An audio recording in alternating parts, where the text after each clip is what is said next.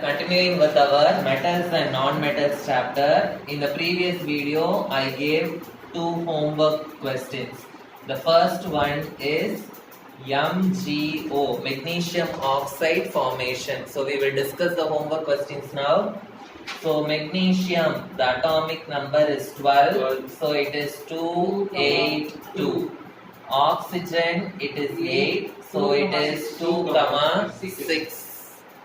Okay, so what will happen to magnesium 282? So it will lose 2 electrons. If it loses 2 electrons, it will get 2 plus charge. If it loses 2 electrons, it will get 2 plus charge. So 2 electrons is less means 2, 8. The 2 electrons will go outside. We have to write it separately. Next, oxygen 2, 6. So oxygen, it needs 2 electrons to become 8. So this 2 electrons it will gain and it will become O2 minus. So if it gains 2 electrons, it will get O2 minus. So 2, 8. So what is the cation here? Cation is Mg2 plus and anion is O2 minus. Okay, so this cation Mg2 plus and anion O2 minus will come together and it will form MgO. Now we are going to represent it with electron dot structure. For Mg I should keep 2 dots because 2 electrons in the last shell, so I should keep 2 dots. Oxygen 6 electrons in the last shell, so I should keep 6 dots. So magnesium will donate both the electrons to oxygen, so it will become Mg2 plus oxygen 1, 2, 3, 4, 5, 6, 7, 8. Okay, 2 electrons it has gained, so it will become 2 minus, or you can write it as MgO. Okay, so the next homework what I gave is potassium oxide. K2O. Okay, so potassium it is 19, 2, 8, 8, 1. Oxygen, one more potassium is there. So for that also we will write 19, 2, 8, 8, 1. For oxygen it is 8, so it will be arranged as 2, 6.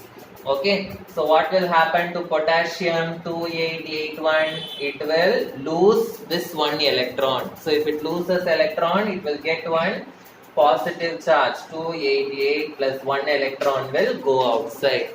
So one more potassium, for that also we have to write the equation. So it will become K plus 288 plus 1 electron. So for cation we are having 2 equations, so we have to add that and make it as a single equation. So 2k gives 2k plus 1 electron, 2 electron. Oxygen, it is 2, 6. It will gain this 2 electrons and it will become O2 minus 2, 8. So the cation here is K plus and anion here is O2 minus. Okay, so this 2K plus and O2 minus will come together and it will form K2O. Now we have to represent it with electron dot structure. So 2 potassium, so 1 potassium, another potassium, 1 oxygen. So for potassium, 1 electron is in the last shell, so I should keep 1 dot. Oxygen 6 electrons, so I should keep 6 dots. So this potassium will give 1 electron and this potassium will give 1 electron.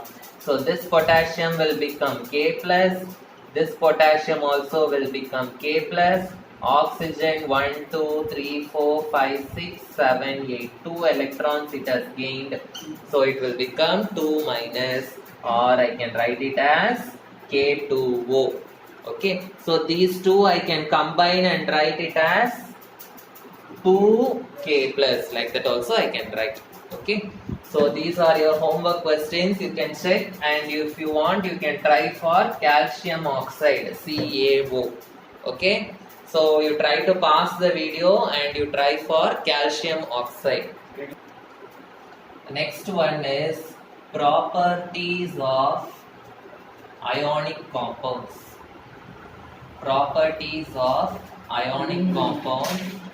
Properties of ionic compounds is a very important 5-mark question, or each point they can ask as a 3-mark question. Okay, so it is very important. So the first point is ionic compounds are hard crystalline solids. Ionic compounds are hard crystalline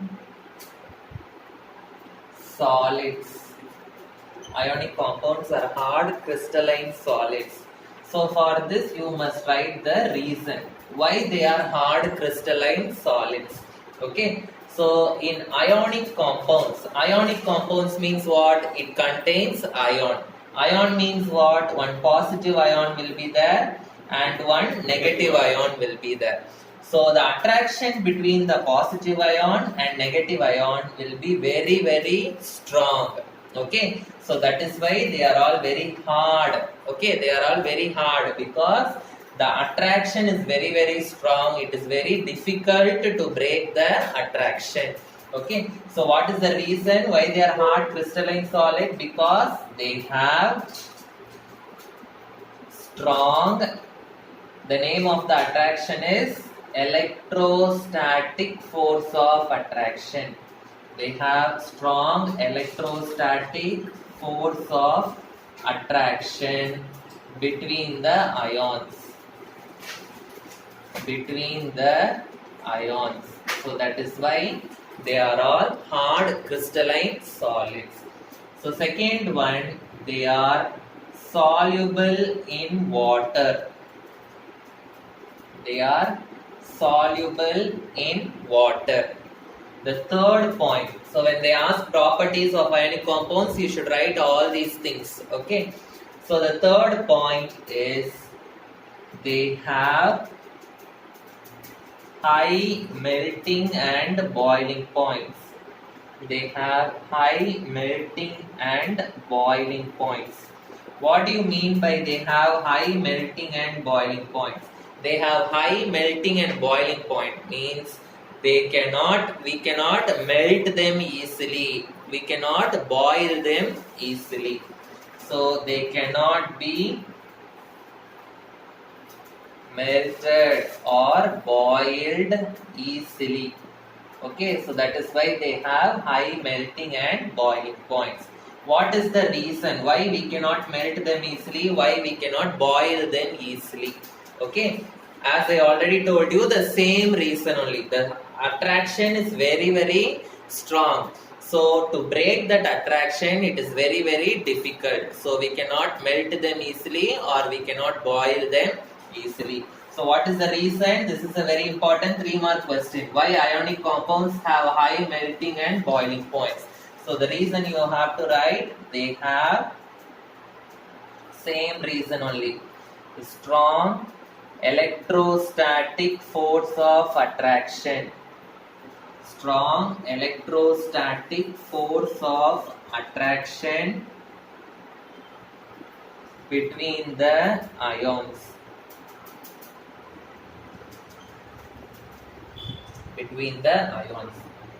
Now the last point is also a very important 3-mark question. Okay, very important point. They do not conduct electricity.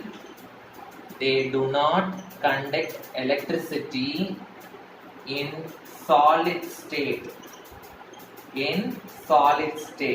Solid state means what? When they are in solid state, they will not be conducting electricity. But when they change into molten state or when you mix them with water, they will conduct electricity. So they do not conduct electricity in solid state, but they conduct electricity.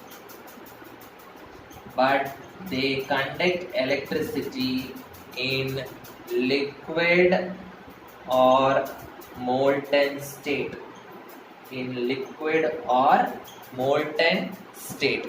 So what is the reason for that? Why in solid state they are not conducting electricity, but in liquid state or molten state? Liquid state means aqueous, you write.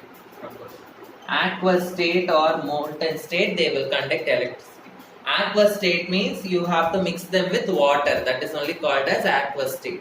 Okay. In solid state, the positive and negative ion will be together. No ions will be present. Okay. The ions will not be free. Okay. The reason is in solid state, there are no free ions. There are no free ions to carry the current. To carry the current, there are no free ions. But in aqueous state or molten state, ions will be present to carry the current. Okay. But in aqueous or molten state, what is present? Ions are present to carry current. Okay, so that is why in solid state they will not conduct electricity, but in liquid and molten state they will conduct electricity. So these are the properties of ionic compounds. In that, this third point and fourth point alone separately they can ask in 3-mark question, whereas the full question they can ask in 5 marks. Okay. One more important question they will ask in the exam. They will ask you the difference between ionic compounds and covalent compounds. The difference between ionic compounds and covalent compounds. So about the covalent compounds you will be studying in the next chapter, carbon and its compounds. Okay. But in this lesson itself, they will ask you the difference between ionic compounds and covalent compounds. About covalent compounds, we will be studying in detail in carbon and compounds chapter. So first, you take down the answer alone. So ionic compounds. The next side, it is covalent compounds. Okay. So first one, ionic compounds means they have ionic bond. They have ionic bond. What do you mean by ionic bond? We studied the formation of different compounds. Yes or no? Ionic bond means what? It is formed by the losing of electron and gaining of electrons. It is formed by the losing and gaining of electrons. Formed by the losing and gaining of electrons. Covalent compounds means they have covalent bond. They have covalent bond. Covalent bond means they are not formed by the losing and gaining of electrons. They are formed by the sharing of electrons. They are formed by the sharing of electrons. Okay, so in ionic compounds, what is the properties? First property we studied, they are hard, crystalline, solids. Yes or no? So the same point only I am going to write here. They are hard, okay, so crystalline solids. They are hard, crystalline solids. So ionic compounds means they will always be in solid state. But covalent compounds, they can be solid, liquid or gases. Okay, so they can be solids or liquids or gases.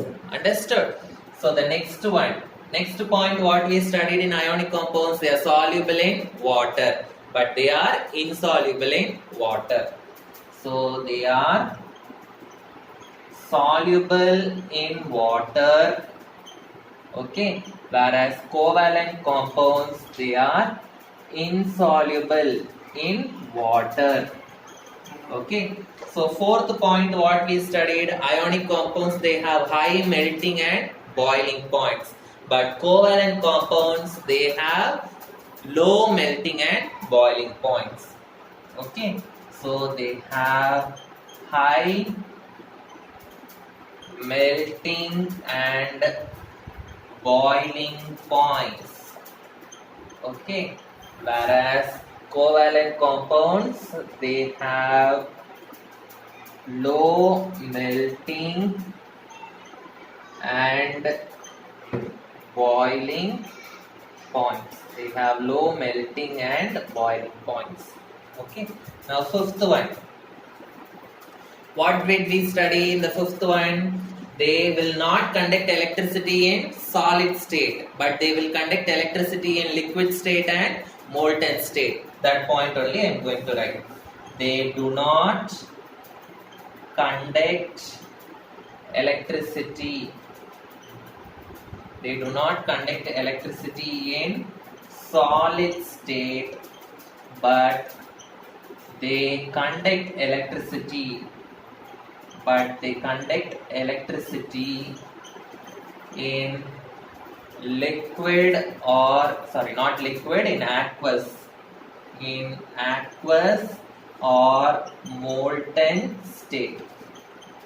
Okay, this covalent compounds, they will not conduct electricity at all. Okay, they do not conduct electricity.